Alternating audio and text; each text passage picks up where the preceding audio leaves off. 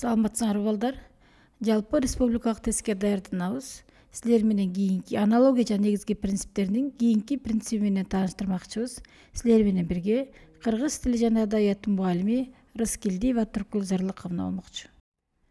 Биринин үстүнө бири турган же биринин үстүнө кийинки келе турган кезеги менен ирети менен үстүнө кийиле турган буюмдар же үстүнө тура турган нерселер болот.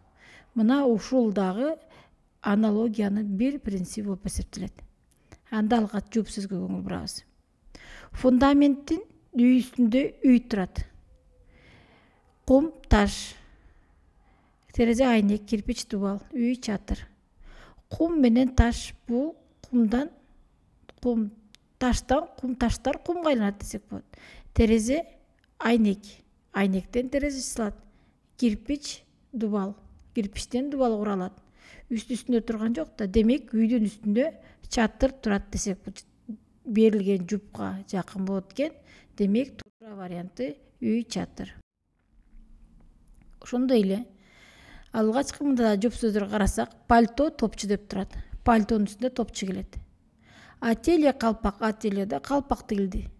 Бут кийим, анан ботинка, экөө тең бут кийим жалпы ботинканын бөлүгү болушу мүмкүн. Ал эми дүкөн сатуучу бул жерде адам жөнүндө, буюм жөнүндө сөз болгон жок.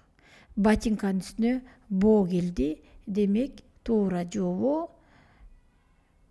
ботинканын үстүнө боо келгендиктен туура жообу Г варианты болуп эсептелет. Демек балдар биринин үстүнө бири турган же биринин үстүнө бири кийиле турган буюмдар же нерселер жөнүндөгү болгон негизги принциптердин бири катары эсептелет экен. Кийинки сабакта силер менен жолукканча сак саламатта тургула.